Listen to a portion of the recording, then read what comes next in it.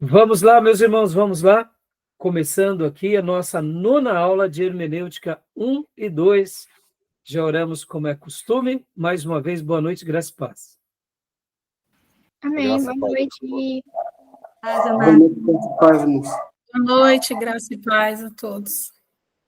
É com muita alegria que estamos aqui na nona aula. Glória a Deus. Teremos a 10ª e a 11ª, né, nesse bloco, e assim fechamos essa matéria que, como eu venho dizendo, para mim é a fina flor das aulas e das matérias de teologia, né? Então, eu amo muito essa matéria e confesso que eu poderia ter 3 módulos, 4 módulos dela, mas aí ficaria faltando algumas outras matérias no nosso currículo, então a gente se limita, né, a uma matéria, no máximo 2, mas graças a Deus as aulas estão rendendo bem, então a gente já concluiu a Hermenêutica 1, que foi aqui no material do Nelson e do Lund, e agora estamos no material do Louis Berkhoff, fazendo a Hermenêutica 2. É um livro maravilhoso e são livros pequenos, mas ótimos, que nos fazem amar mais a Bíblia e a boa hermenêutica. Como sempre, eu gosto de avisar que as nossas aulas são gravadas para que os irmãos possam depois reutilizar esse material. São gravadas também para que futuros alunos que queiram fazer o nosso curso em EAD possam estar utilizando também essas aulas como parte do currículo. Claro que terão outras coisas, mas essas aulas gravadas serão também farão parte do currículo. E também deixo gravado e aberto para que possa ser útil a qualquer irmão em qualquer igreja local que queira aprender a interpretar a Bíblia corretamente e aprender mais das doutrinas bíblicas e, quem sabe, ser muito mais apaixonado pela palavra de Deus e pelo Senhor. Então, a gente deixa essas aulas também disponíveis para que elas sejam bênçãos a muitos irmãos que falam a língua portuguesa, ou quem sabe, onde quer que esses vídeos, áudios, podcasts chegarem, tá bom? Então, meus irmãos, vamos lá, né? Como é costume nosso, eu gosto sempre de ler um texto bíblico, e eu peço que os irmãos abram sua Bíblia em João 1:1, texto clássico de João, Evangelho de João, capítulo 1, versículo 1. Quero ler aqui com vocês esse texto tão lindo. Quem achou, pode ler para nós, por gentileza. João 1.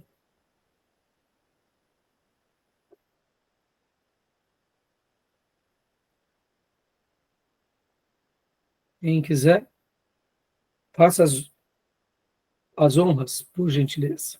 João 1:1, Evangelho de João, capítulo 1, versículo 1. Eu vou ler. Então pode ler. A palavra da vida. O que era desde o princípio, o que ouvimos, o que vimos com os nossos olhos, o que temos contemplado e as nossas mãos apalparam, da palavra da vida. Joia. A irmã leu em que versículo? Não. Não, isso que eu ia perguntar. Não, li errado. Desculpa, doutor. Tá. Pode ler, Ju. Porque eu vi que foi muito diferente. A irmã abriu em qual texto? Abri 1 João. Ah, tá. Eu falei, mas será que a nova versão da linguagem de hoje está assim? Leia João 1. João 1. Lê para mim aí, Beatriz. Até eu achar. Pode ler. Evangelho, né? Evangelho de João, tá, irmã?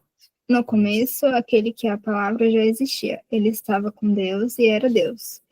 Ótimo, obrigado. Então, é isso aí. Então, é um texto muito conhecido por todos nós, né? Alguém tem outra versão aí? Alguém tem outra versão? No princípio era o Verbo, e o Verbo estava com Deus, e o Verbo era Deus. Ótimo. Então, esses textos, né, meus irmãos, são textos que mostram que Jesus, ele já era a palavra. Vou até abrir também aqui na minha versão, né? Ela está um pouquinho diferente, vou abrir a minha Bíblia em Kindle, compartilhar aqui com vocês. No princípio era o Verbo, e o Verbo estava com Deus, e o Verbo era Deus. Algumas outras versões vão falar, no princípio era a palavra, e a palavra estava com Deus, e a palavra era Deus, né? E aí, alguém tem mais alguma outra versão diferente dessa? Dessas que nós lemos? Não? Só queria ler esse texto, né? Porque hoje a gente está tratando aqui sobre os assuntos da interpretação, e eu quero hoje, como nós estaremos falando, principalmente aqui, daquele período, que é o período da patrística, hermenêutica na patrística. Nós começamos falando, semana passada, aqui no material, né, do Louis Berkhoff, a história dos princípios hermenêuticos entre os judeus. Trabalhamos ali em cima da definição de história, ou melhor, falamos período, né, entre os judeus, né, falamos sobre as definições de história, e depois falamos sobre os princípios de interpretação entre os judeus. Falamos dos judeus alexandrinos e também falamos sobre os judeus ali da Palestina. Foi onde a gente trabalhou bastante, tanto os judeus palestinos quanto os judeus alexandrinos. E depois falamos um pouco também da história da interpretação bíblica entre os judeus nesses demais séculos, ali na Idade Média. E hoje nós estaremos indo para a patrística, o período de interpretação da hermenêutica na igreja cristã, mas nós estaremos olhando especificamente a patrística. E eu fiz questão de pegar aqui esse, né, no caso, essa versão, porque o escritor de João, que é o próprio apóstolo João, ele fez questão aqui de utilizar uma linguagem filosófica, não sei se vocês sabem disso. João, ele utiliza uma ideia filosófica, né?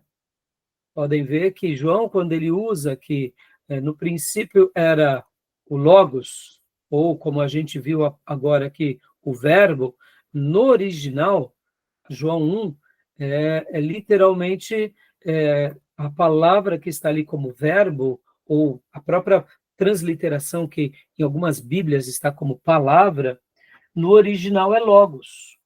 No princípio era o Logos. O Logos estava com Deus e o Logos era Deus. E por que eu estou falando isso? João pega emprestado uma ideia filosófica para dar uma nova conotação e uma resposta para aquela cultura. Na NVI está assim, ó, no princípio era aquele que é a palavra. Ele estava com Deus e era Deus.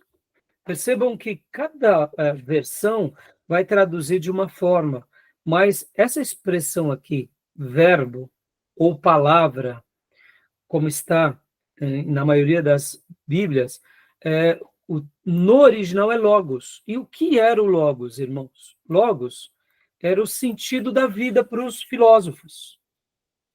Era a razão de toda a existência. Então, quando os filósofos eles estavam falando sobre da onde surgimos, da onde viemos, da onde nascemos, quem somos, eles usavam logos como uma origem para todas essas coisas. Então, esse termo era muito comum entre os filósofos gregos e toda a cultura antiga, principalmente depois das conquistas de Alexandre o Grande. Esse pensamento fez parte de todo o pano de fundo do Império Romano, porque, como vocês bem sabem, o Império Romano ele foi edificado em cima da cultura grega. Os romanos eram muito pragmáticos e muito inteligentes. Eles conquistavam um povo e aquilo que funcionava no povo, eles traziam para cima da cultura deles. Como os romanos conquistaram o Império Grego, eles notaram que os gregos eles eram fenomenais na maneira em que eles tinham seus ensinos, as suas faculdades, a maneira em que eles faziam política, a maneira em que eles tinham a democracia, o que os romanos fizeram? Eles só aprimoraram. Eles tinham a sua dinâmica e aí eles exploraram. Então, podemos dizer que o Império Romano ele é construído em cima dos alicerces gregos. Claro que as suas devidas proporções, né? Então, era muito comum naqueles dias que, quando alguém perguntava de onde viemos, de onde nascemos, para onde iremos, qual é a origem de todas as coisas, eles tinham uma resposta que viemos do Logos, que é a criação de tudo. Era como se fosse uma resposta que abarcava toda essa questão e trazia ali uma certa uniformidade no pensamento grego e no pensamento romano naqueles dias.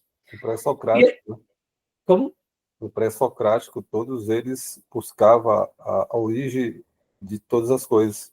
Isso, Júnior. Muito obrigado, exatamente. Essa questão da origem, ela é importante. Ora, porque se estamos vivendo e se somos alguma coisa, né? Por isso que a gente tem aquelas frases que se tornaram clássicas, né? Ser ou não ser, eis a questão. Parece bobeira, mas somos. Somos ou não somos? Da onde nascemos, para onde iremos, né? São respostas. Eu sei que são respostas, muitas vezes, que a gente não tem uma afirmação precisa para todas elas, mas uma coisa é fato, existimos nesse presente e somos frutos de um passado e deixaremos um legado para o nosso futuro, e assim as gerações vão. Então, como o Júnior bem disse, né?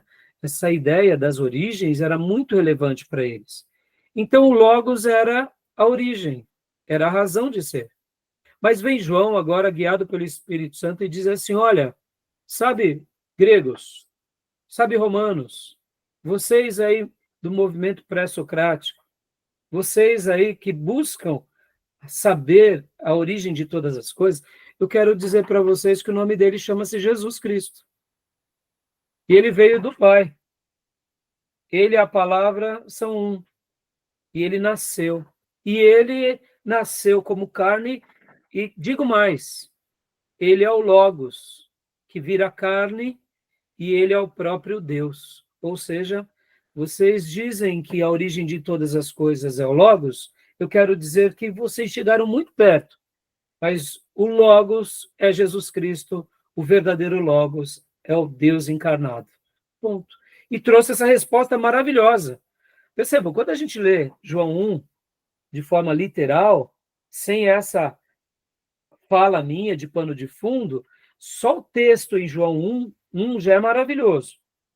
Mas quando a gente tem uma ideia que João está dando uma resposta àquele mundo, se torna mais maravilhoso. Por que eu estou falando isso? Porque a gente vai hoje entrar na patrística.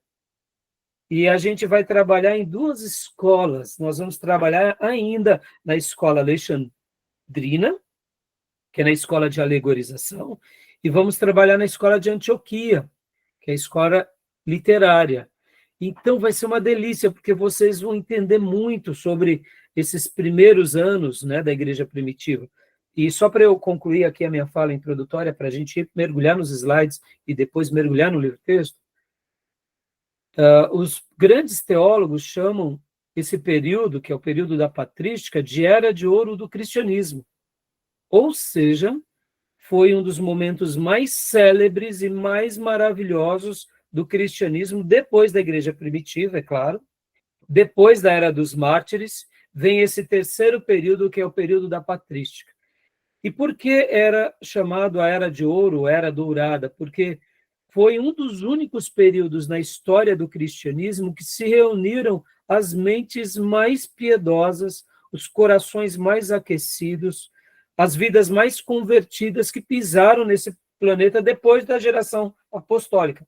Não estou dizendo que o período que veio logo ali depois dos apóstolos, que a gente chama de Era dos Mártires, não teve gente assim. Teve, mas vocês têm que lembrar que era um outro contexto. A igreja estava sendo perseguida.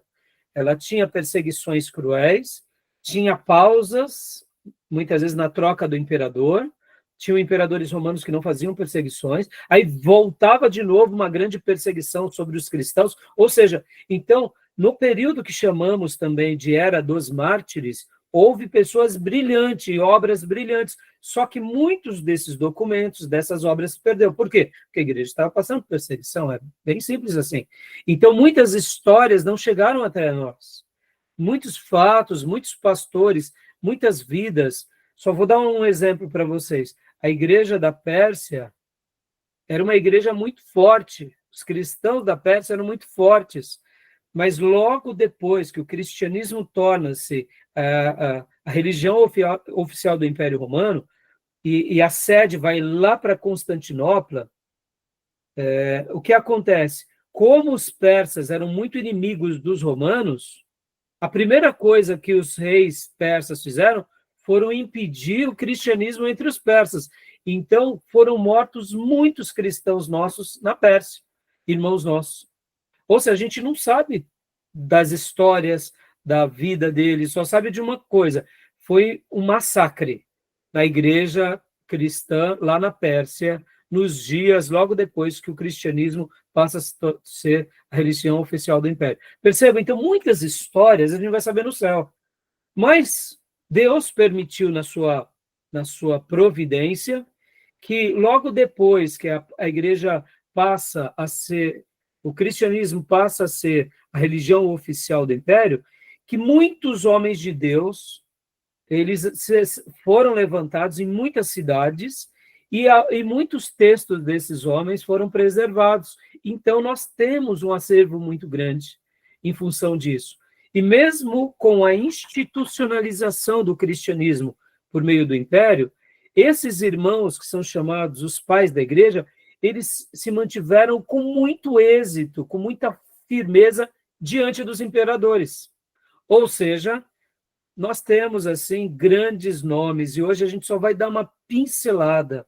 E eu queria destacar aqui para vocês, meus irmãos, o que fez deles se tornarem o que foram foi o amor deles à palavra, a fidelidade deles à palavra, a maneira em que eles estudavam a palavra, não para poder buscar na palavra uma resposta para eles fazerem uma religião misturada com a política, não. Eles buscavam a palavra com todo empenho, com toda dedicação, debaixo de muita oração, de muita renúncia, de muito jejum, e ali eles dedicavam tudo isso para servir a igreja. Então, muitas vezes, as demandas e as teses e as mensagens de todos eles eram uma maneira mais ou menos dizendo a todos: olha, eu sei que agora a igreja não passa mais pela perseguição, mas agora a gente tem outras obras malignas que têm se levantado contra nós. Por exemplo, a igreja tendo se tornado religião oficial, a igreja tendo se tornado uma instituição. Nós temos agora muitas outras práticas também que entraram dentro do seio da igreja, que é, por exemplo, a questão das relíquias sagradas. Nós temos agora também o que? O poder, porque agora o pastor ele passava a ser uma figura importante ao imperador romano e aos reis das outras nações. Então, geralmente, esses pastores eles eram assediados por esses novos reis ou pelo imperador, porque eles eram uma força política levando as massas a acreditar naquilo que eles pregavam. Logo, se o imperador tinha a graça do pastor e o pastor do imperador, ou seja, o pastor era uma figura muito forte, o bispo da cidade era uma figura muito forte. Então, percebam que agora se levantaram novas tentações a essa igreja. Mas esses homens de Deus, desse período da patrística, eles se mantiveram, na sua grande maioria, fiéis. E quando alguns se enveredavam para algum erro, eles se reuniam para resolver os erros. Ou seja, é chamado a Era de Ouro porque eles amaram o Senhor e amaram a palavra. Tá bom, meus irmãos? Então, hoje a nossa pauta vai ser exatamente isso, o período patrístico. Depois eu vou dar uma pincelada no período medieval e aí a gente vai para o período da Reforma. Eu pretendo hoje concluir essa parte, porque a partir da 10ª aula, nós estaremos entrando na interpretação teológica, na interpretação gramatical e na interpretação histórica e fechamos esse módulo, tá bom? Tudo bem até aí? Alguma pergunta? Não. Então, vamos lá. Colaboração. Como? Uma colaboração só sobre esse texto de João. Pois não. João também, ele dá uma resposta ao gnosticismo também, né? E reafirmando a natureza divina de Cristo. Por isso que Obrigado, Júnior. Obrigado. Que naqueles dias tem era uma corrente muito forte, né? forte. Exatamente, obrigado. Muito bom. Exatamente, né? Ele mostra que, e deixa eu explicar até aos alunos novos, o que o gnosticismo ele pregava, que Jesus Cristo não tinha vindo em carne, ele era só um espírito. Porque dentro da filosofia gnóstica, eles dizem o seguinte, que tudo que é santo não tem carne, e tudo aquilo que tem carne é pecador. Como pode Deus, que é santo, ter se tornado carne? Logo, essa interpretação, ela era questionada pelos gnósticos, porque eles diziam, não, quando a Bíblia fala que é carne, não, ele tinha uma aparente forma de corpo, mas ele era espírito, ele era um ser quase como que um anjo, né? Então, obrigado, viu, Júlio? Exato. Então, vamos lá, meus irmãos, aqui, ó, período patrístico. Período patrístico, né? Hoje a gente vai estudar de novo a escola de Alexandria e a escola de Antioquia. Lembrando que a escola de Alexandria trabalhava muito em cima da alegorização, principalmente platônica, e a escola de Antioquia é uma escola mais prática, no sentido literal, eles interpretavam de forma literal. Então, Júnior, por gentileza, leia o slide para nós, por favor. Período patrístico. O período patrístico foi marcado pela polarização entre duas escolas, Antioquia e Alexandria. Escola alexandrina, século III, alegorista. No entanto, o que vingou mesmo foi o método alegórico, que floresceu especialmente em Alexandria, onde Origem deu continuidade à tradição de Filo, inspirada no platonismo. Joia. Então, percebam que aqui, meus irmãos, havia, sim, uma polarização, havia muitos debates. Lembram? Na última aula, eu trabalhei muito sobre essa questão de que o meio pelo qual você é formado, você acaba adquirindo certos hábitos, costumes, pensamentos, porque, querendo ou não, admitamos ou não, somos frutos do meio. Se participamos de um país onde a nossa cultura básica é muito rasa, a gente vai sofrer por causa disso. Se a gente participa de um país onde a cultura básica é bem elevada, eles terão privilégios sobre isso. Por quê? Porque, querendo ou não, somos frutos do meio. Então, na escola de Alexandria, aqui no terceiro século, a gente viu que eles eram muito fortes, lembrando que Alexandria é ali no Egito. E o que floresce logo depois também, nos próximos séculos, inclusive na Idade Média, e a gente vai chegar lá, quando eu falar sobre a escola medieval, vai ser o sistema alegórico. Porque, como já mencionamos aqui, meus irmãos, dentro da alegorização, você coloca o que você bem entende.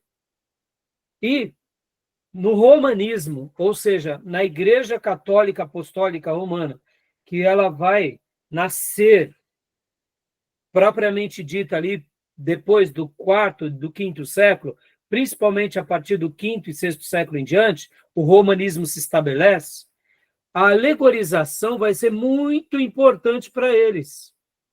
Porque aí você coloca a doutrina que você bem entende de acordo com a sua interpretação. Logo, você consegue fazer, eu diria, esse malabarismo teológico. Já na escola de Antioquia, que é uma escola baseada na interpretação literal, você não consegue. Você não consegue colocar algo quando você faz uma leitura literal, tá bom? E aqui vem, então, só recordando, né, como o Júnior falou, nós já tínhamos visto na aula anterior que Filo, o grande judeu, ele tinha também essa inclinação, né? E também aqui agora a gente está vendo Origem. A gente vai ver onde Orígenes vai dar continuidade àquilo que Filo tinha falado. Só que Filo era judeu e agora Orígenes é cristão. Então, a gente vai ver aqui, antes de Orígenes, Clemente de Alexandria. Leia para nós, Júnior, porque Orígenes é o discípulo de Clemente de Alexandria, que se torna mais célebre do que o próprio Clemente. Então, por gentileza, Júnior. Ok. Clemente de Alexandria, 155 a 216 depois de Cristo. Diretor da escola catética de Alexandria. Segundo ele, o mistério das Escrituras não era para todos e que servia para despertar Deve ser despertar. Colocar a errado. curiosidade de todos. Errado. Isso. A interpretação de Clemente era cristocêntrica, mas baseada na alegorização do Antigo Testamento. Uma vez que as Escrituras era mística, precisaria haver uma interpretação simbólica, alegórica e metafórica.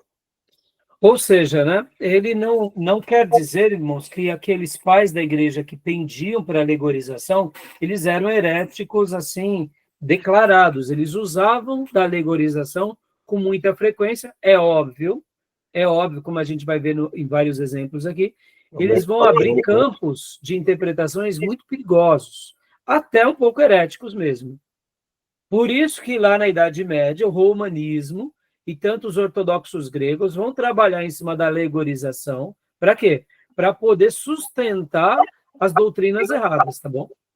Então, né, mas percebam que aqui a gente está falando que Clemente ele era cristocêntrico. O que é isso? Baseado em Cristo. Toda a alegorização dele, do Velho Testamento, era baseada em Cristo, dando um sentido último, né, das Escrituras em Cristo. Mas, ao mesmo tempo, a alegorização e o lado metafórico afloravam. Então, veja os exemplos aqui, Júnior, por gentileza. Sim. Sara e Agar, né? Igual. Sabedoria verdadeira e filosofia pagã. São duas pessoas, não uma filosofia verdadeira e a Agar seria a pagã, né?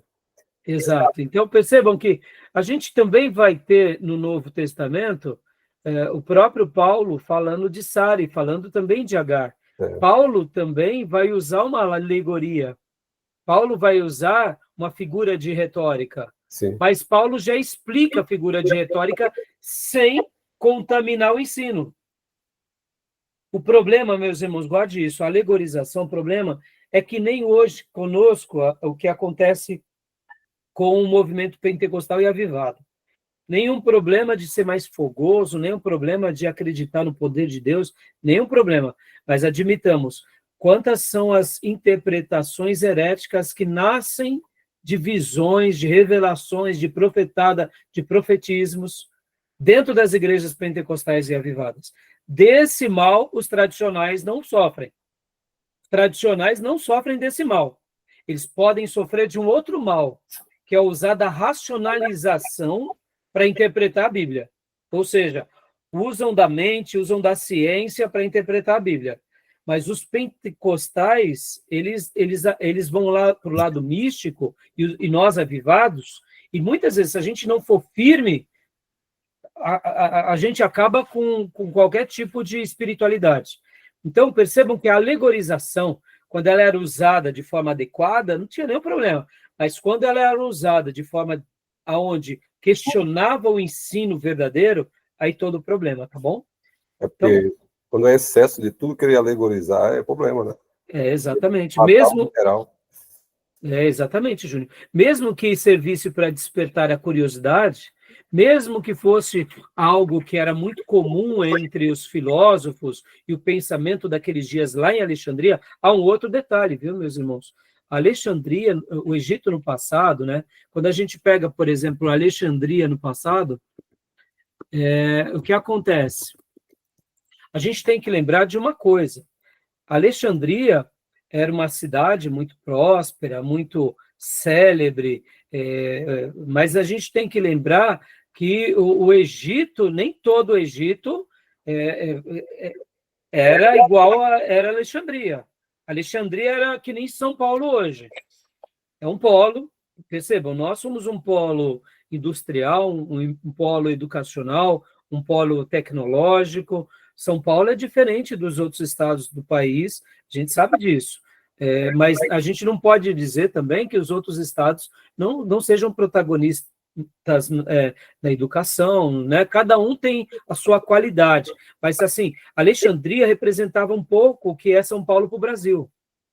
Então, agora, quando eu falo sobre o Egito, você tem que lembrar que, por exemplo, os pais do deserto, eles eram pessoas muito piedosas e eles não sofriam, por exemplo, da influência dos alexandrinos. Por quê? Porque os alexandrinos eram a escola filosófica. Os pais do deserto, por exemplo, na sua grande maioria, eram pessoas simples que iam lá para os monastérios, iam para viver uma vida solitária, uma vida resguardada, longe de todos, fazendo a obra de Deus nos desertos.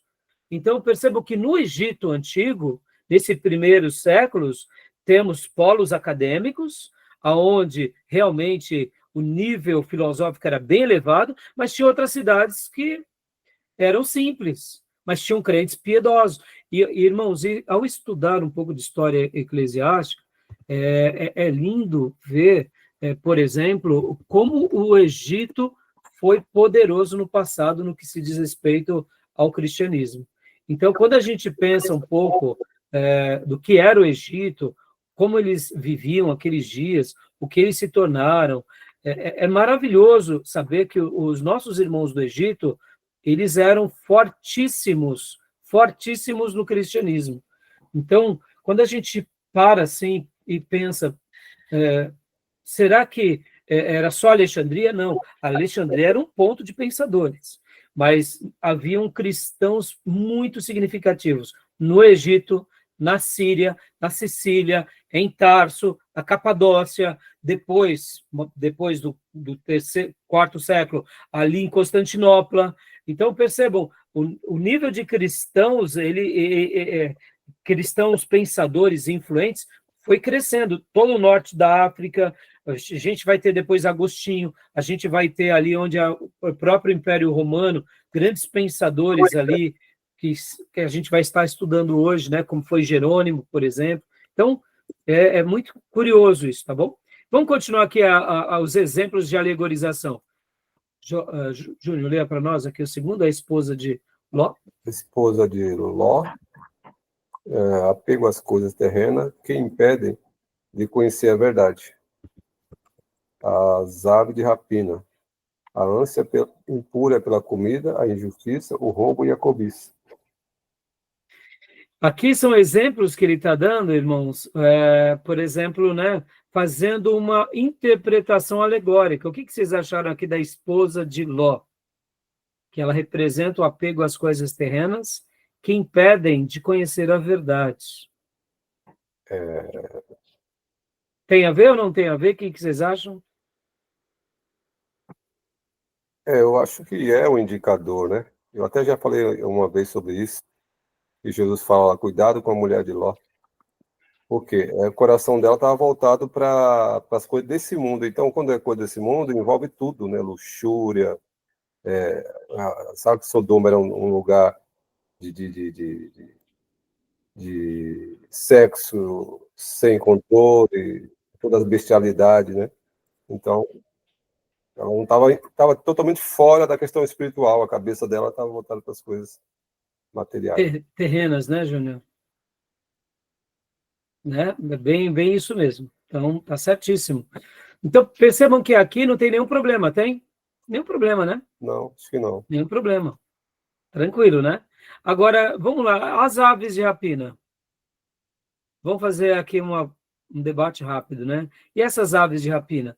A ânsia impura pela comida, a injustiça, o roubo e a cobiça. E aí tem que conhecer bem as aves de rapina, né? Conhecer bem para poder entender se de fato ela representa mesmo essas atitudes, né? Mas a gente olhando assim num primeiro momento, nem não fere tanto o ensino bíblico, né? Não. Não fere. Percebam que, de uma forma, para despertar a curiosidade, para servir ali como uma ferramenta, a alegorização é boa. Para você fazer uma aplicação ao ouvinte. Está entendendo? Até aí nenhum problema, né? Agora, só que assim, o negócio não para aqui, tá, irmãos? Não para aqui. Já já a gente vai ver mais outros exemplos. Agora, vamos ler para nós, irmã Beatriz, por gentileza, Orígenes, né? O discípulo aqui de Clemente de Alexandria. Lê para nós, Fia, por gentileza. Orígenes, de 185 a 254. O sentido das escrituras só pode ser encontrado num sentido mais profundo e mais intelectual. Segundo ele, não é possível interpretar literalmente várias passagens do Antigo Testamento. O princípio literal é para crentes simples. O que importa é o sentido espiritual, que nos permite conhecer a verdade. Dá uma pausa até aí. Olha só, então Orígenes é o discípulo de Clemente, e aqui ele se torna até um escritor e um líder da igreja primitiva mais célebre, né? Mais importante. Agora, que curioso, irmãos, percebam que aqui ainda, ó, é aquele período que eu falei para vocês, né? Da igreja primitiva. Pode ver que tanto Clemente está no ano 155 a 216, quanto aqui o Orígenes 185 a 254. Aqui estava tendo muita perseguição, mas mesmo assim eles estavam fazendo teologia, estavam fazendo as suas interpretações, né? E aqui, mais uma vez, eles defendem, né, o sentido alegórico. Então, mais uma vez, ele endossa isso. E aí ele afirma que o princípio literal é para crentes simples, lembrando a explicação que eu dei na última aula. Não é que ele estava chamando os nossos irmãos lá da Palestina, né, de pessoas ignorantes, mas eles estavam dizendo o seguinte, que quem não tinha essa habilidade de poder fazer essas correlações eram pessoas que não foram estudadas, normal, nenhum problema até aí, né? Então, só que assim, o grande problema é quando a gente começa a dizer que só o nosso modelo está certo. Esse que é o grande problema. E aqui agora vem alguns exemplos. Agora o negócio aqui vai ficar estreito, das alegorizações, né? Olha só, lê para nós, Beatriz, por gentileza. A arca de Noé simbolizava a igreja e que Noé simboliza Cristo. Bom, num primeiro momento, essa comparação aqui, essa alegoria, tá bom? Tá bom ou não? Tranquilo, né? Tá. Nenhum problema. Vamos lá agora, vamos lá. Agora aqui, né, é quando Jesus ele entra em Jerusalém. Então, pode ler para nós? Na entrada de Cristo em Jerusalém, a jumenta representa o Antigo Testamento, o jumentinho o Novo Testamento e os dois apóstolos, os aspectos moral e místico das Escrituras. E aí, aqui eles já gastaram um pouco da filosofia ou não?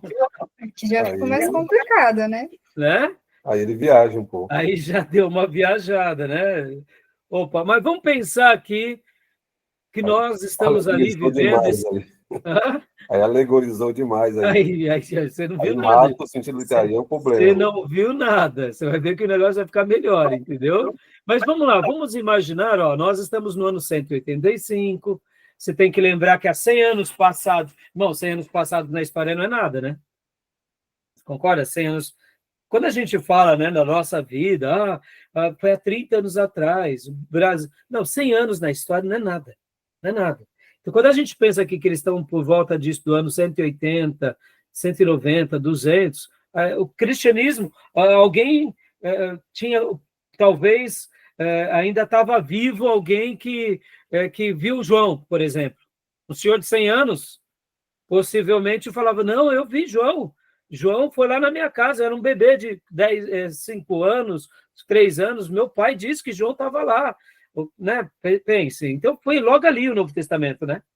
Então, quando eles começam a fazer essas comparações, tudo bem, alegorizou bastante aqui, mas até que o jumento é o Antigo Testamento, o jumentinho novo é o Novo Testamento. Os dois apóstolos que vão buscar o jumentinho representa, né, o lado moral e místico, ou seja, um é o moral, o outro é o místico. Como meios didáticos, até passa, né? Estou usando aqui, eu estou sendo bondoso, tá, meus irmãos? Não é? Até vamos dizer assim, como meios didáticos, você até consegue tolerar, não é ou não é? Dá para tolerar ou não dá? Dá. Então, Mas já começa o negócio a ficar mais estreito. E agora as 10 virgens. Lê para nós, por gentileza, Beatriz. As 10 virgens, as 5 lâmpadas dos sábios, os 5 sentidos naturais. O azeite, o ensino da palavra, os vendedores são os mestres e o preço é a perseverança. Aí aqui já percebam que o negócio vai tomando certas dimensões que a gente não fala, peraí, a gente começa a pensar assim, mas pera lá, o pastor pregando isso hoje em dia, na nossa igreja, a gente não falaria aqui que é uma revelação pentecostal? É ou não é? Pura e simples. Perceba que a alegorização, em nome da espiritualidade, e a revelação pentecostal ou avivada, em nome da espiritualidade, é muito próxima, né? É muito próxima. É tão estranho porque ele fala que as 5 lâmpadas são da sábia, né? As insensatas não tinham o sentido também? Porque o sentido é o quê? Os tato, falar os 5 sentidos dos naturais que nós temos. Então, a gente teria que chegar em Orígenes e perguntar onde estão as outras, né? As outras também não tinham? Ou estava ofuscado, quem sabe, né, Júnior? Mas olha, o preço que é a perseverança que foi o melhor, né? O preço que foi a perseverança. O azeite também, o ensino da palavra, né? Mas percebam, né? Então, agora vai ficar melhor ainda. Vamos lá, vai ficar Parece melhor. que nada é real. Hã?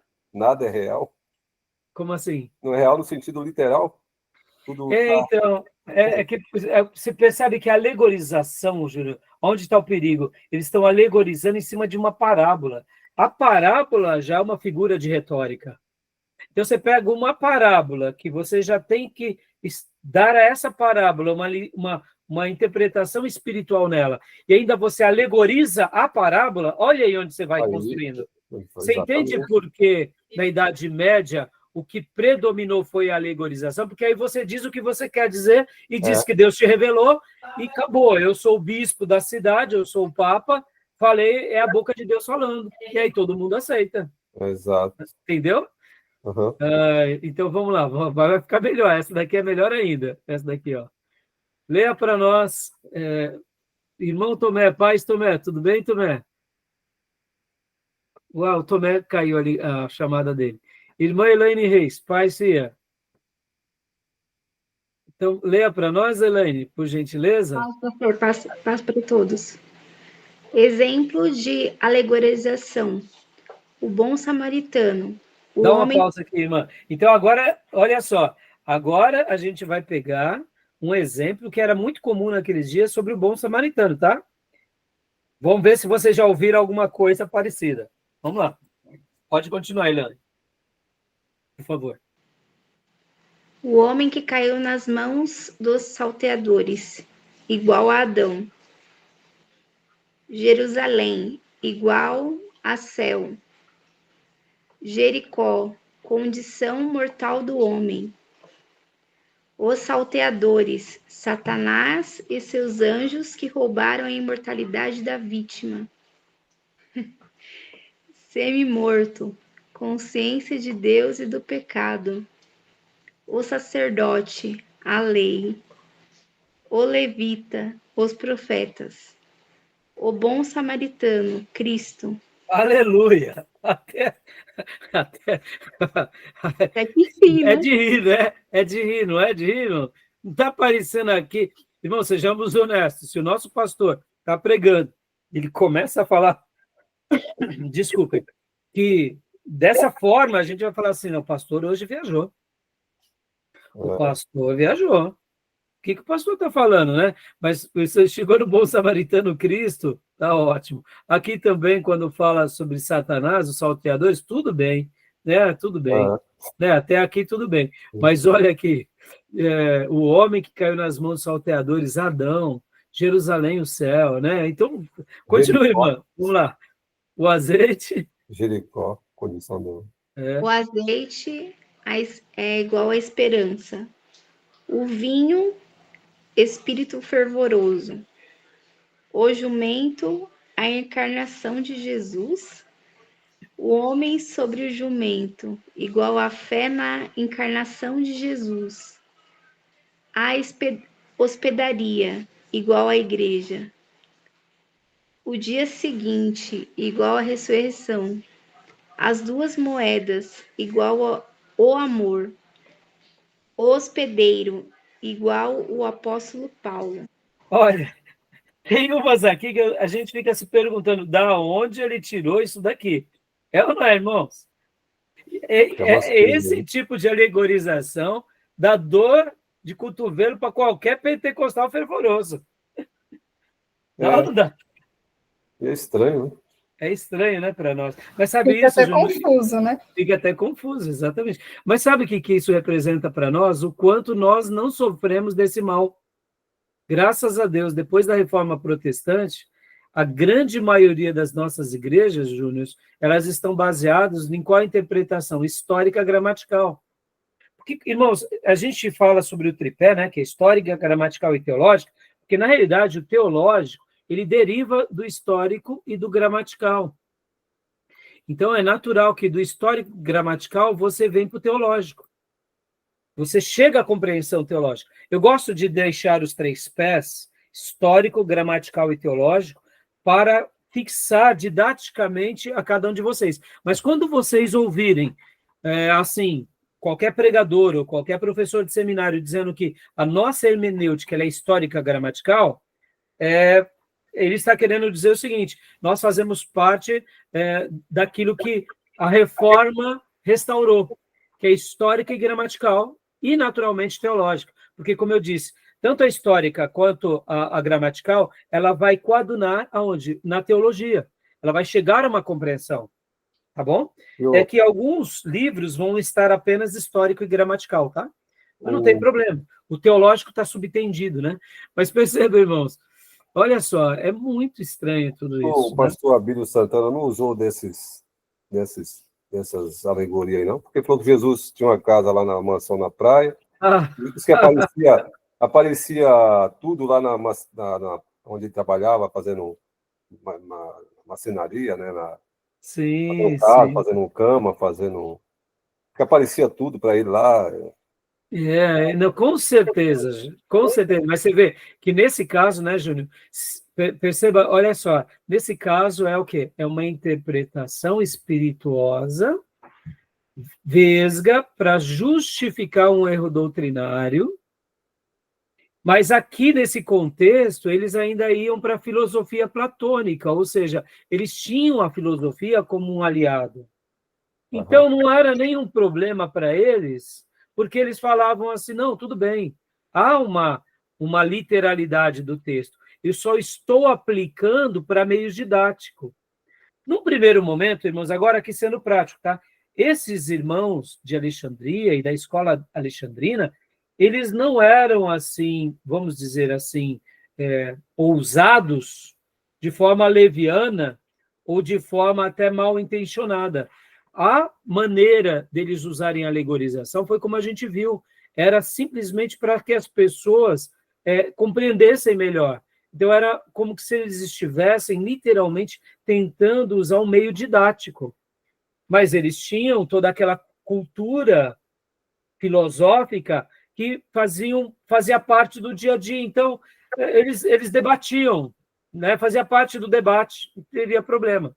Mas é claro, irmãos, é aí onde entra o problema de você acrescentar na palavra, porque nas próximas gerações não foi isso que aconteceu.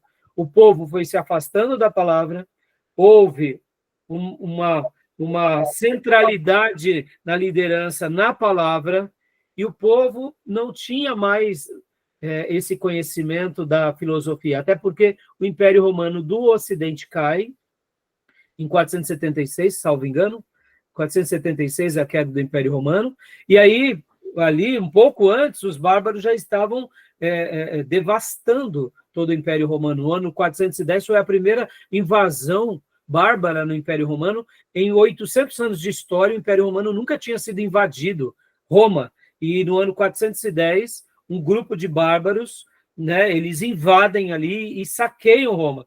Ou seja, Roma não estava... Depois ali desse período, século III, século IV e principalmente século V, já não tinha mais essa base tão grande de conhecimento filosófico. A invasão bárbara arruinou o Império Romano. Então, perceba, aquele povo que tinha toda uma influência grega, latina, filosófica, tudo mudou, né? Por isso que a interpretação alegórica se tornou um perigo só, né? Tá bom? Mas é curioso, né, irmãos? É curioso isso daqui, né? Dava para ser pior, podia falar que o bom samaritano é os seres humanos. Hã? Dava para ser pior, falar que o bom samaritano era a gente. Nem se acha- Exatamente. Exatamente, né? Tá bom, meus irmãos? Ó, agora a gente vai para a escola de Antioquia. Escola de Antioquia. Então, a gente trabalhou agora na escola, né, na escola de Alexandria, né? Podem ver que a gente pegou a escola de Alexandria. Agora vamos para a escola de Antioquia. E quando a gente fala de escola de Antioquia, irmãos, deixa eu mostrar aqui o mapa para vocês rapidamente. Deixa eu pegar aqui o mapa, só para enriquecer um pouco a nossa aula. Ó, deixa eu pegar aqui um outro mapa que vai ser até melhor. Divisão do Império Romano. Divisão romana. Aqui deixa eu pegar uma imagem aqui. Isso, aqui. Esse mapa está bem legal. Esse mapa ficou legal. Ó, deixa eu mostrar aqui para vocês rapidamente, né? Fala, Júnior, o que você ia dizendo? Essas duas escolas, as suas origens, ela nasce com essa questão teológica, ou ela antes já estava dentro de uma filosofia? Ou foi influência da filosofia platônica e aristotélica que se deu o surgimento delas para essas questões? Na realidade, Júnior, fazia parte um pouco da cultura, não era uma coisa assim, tipo, tem que ser assim, sabe? Fazia parte da cultura deles, né? Sabe aquela questão, Júnior, é que nem nós brasileiros aqui, muita coisa que faz parte da nossa cultura, na realidade, a gente... Agora eu vou fazer uma ponte bem legal com a escola de Antioquia. Eu vou mostrar mais ou menos como eles tinham um certo equilíbrio, viu, Júnior? Deixa eu só mostrar esse mapa aqui para vocês, para a gente vai parar. Deixa eu só mostrar aqui esse mapa. Olha só que interessante, esse mapa aqui. Deixa eu pegar esse mapa aqui. Estão vendo esse mapa? Opa, deixa eu só enquadrar melhor. Esse mapa aqui, meus irmãos, olha só. Esse mapa, aqui a gente vê o Império Romano do Ocidente e o Império Romano do Oriente. Então, quando a gente está falando agora um pouco sobre essa questão, né, de Alexandria, aqui está o norte da África, né? Então, aqui Alexandria, ó. Não sei se vocês conseguem ver. Está dando para ver aqui onde está o meu mouse? Alexandria, né? Então, deixa eu só pôr aqui, ó. Aqui, ó, eu vou até... Ó, aqui é Alexandria, ó. Aqui é Alexandria. Então, percebam, Alexandria, ela vai ter mais esse pensamento, como eu disse para vocês, alegórico. Mas vocês têm que lembrar que aqui eu fiz questão de pegar esse mapa, que foi quando o imperador Teodósio divide o Império Romano entre o Ocidente e o Oriente. Lembram que Constantino, ele cria a nova capital do Império Romano aqui em Constantinopla, né, e dá o seu próprio nome, né, Constantinopla. E aí o que acontece? Logo depois de algum tempo, vem o outro imperador, que é Teodósio, e ali, de fato, ele divide o Império Romano em dois. E diz, olha, Roma continua ainda como também capital, mas da parte ocidental. E da parte oriental fica Constantinopla.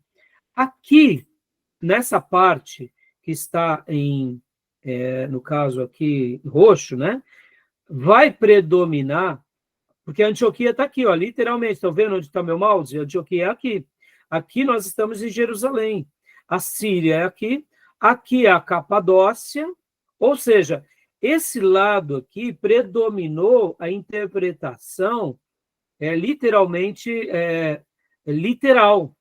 E aqui em Alexandria, e querendo ou não, principalmente aqui também em Roma, vai predominar a interpretação alegórica. Num primeiro momento, Júnior, eles usavam essas duas interpretações. Porque pensa assim, Júnior, quando um pastor estava aqui em Alexandria, ele era influenciado por quê? Pela hermenêutica de Alexandria. Mas o outro pastor que estava lá em Roma, por exemplo, ele era influenciado também pelas literaturas latinas, pela alegorização. Aqui, por exemplo, onde está aqui o meu mapa, é Hipona, é o norte da África também. A parte, pode ver que aqui é tudo norte da África, né? Mas Hipona, pode ver como está afastado de Alexandria. E Agostinho de Hipona, ele era dessa região aqui, desse outro lado, né? No caso, do lado mais leste. E podem ver que ele também era o quê? Um líder ocidental. Então, ele também foi influenciado muito por quem? Ele foi influenciado muito pela filosofia... Helênica, hã? Helênica, né? Helênica, E exatamente. Alexandre chegou até Alexandria e criou essa própria cidade com seu nome, né? Exato, mas olha só que curioso, Júnior. Os gregos também tinham, aqui nessa parte oriental, aqui se falava grego. Sim. Logo, olha só, a língua era grega. Aqui, nessa parte ocidental, se falava latim. Agora, olha que curioso. Olha que curioso. Em Constantinopla, ou os pais da Capadócia, ou os pais do deserto que estavam aqui no Egito, eles, na grande maioria, falavam grego, Júnior. Só que nem todos eles pensavam, faziam uma interpretação alegórica. Olha que interessante. Os pais da Capadócia falavam grego, mas eles tinham uma interpretação mais literal. Os cristãos aqui na Palestina falavam grego, mas tinham uma interpretação mais literal. Os cristãos da Síria e de Tarso, ou da própria Antioquia, falavam grego, mas eles tinham uma interpretação mais literal. Então, havia um intercâmbio entre eles. Agora, é claro, as escolas elas estavam sendo formadas, mas todos eles tinham sido helenizados, né? Pode ver, eles eram helenizados, sim, só que uns foram helenizados, mas pendiam mais por uma literalidade das escrituras, e outros não, eram por uma alegorização das escrituras. Interessante, né? Porque aí você via que tinha dois filósofos, Platão e Aristóteles, que era discípulo de Platão, e a interpretação de Aristóteles era literal, já a platônica já era alegórica. Exato. Né? Então, é bem interessante essa questão, irmãos, porque quando a gente começa a ver aqui, né, esse mapa, deixa eu até subir aqui de novo, opa. Então, a gente começa a entender um pouquinho. Agora, voltando aqui, só para a gente terminar, né? Olha só que interessante esse mapa. Aqui, opa, voltando. Aqui, depois do 5º, 6º século, essa parte do Ocidente vai ser devastadora a interpretação alegórica, por causa do romanismo. Já aqui, entre os ortodoxos gregos, eles também vão fazer uso das alegorias, mas com menos frequência. Por isso que a gente vê que o católico ortodoxo grego, eles também vão ter a sua influência, assim como os católicos do Egito, os cóptas, eles vão ter uma influência romana, mas eles não têm toda a influência romana, porque eles ainda se mantêm mais na literalidade, tá bom? Tudo bem até aí? Tranquilo? Beleza, é isso mesmo. Beleza? Deu horário agora, então a gente vai continuar na Escola Alexandrina e já vou dar umas explicações daquilo que eu penso para vocês, tá bom? Vamos para o intervalo então, meus irmãos? Então, alguma pergunta, alguma dúvida? Não? Nenhuma? Então, beleza. Então, vou parar a gravação. Vamos para o nosso intervalo, tá bom?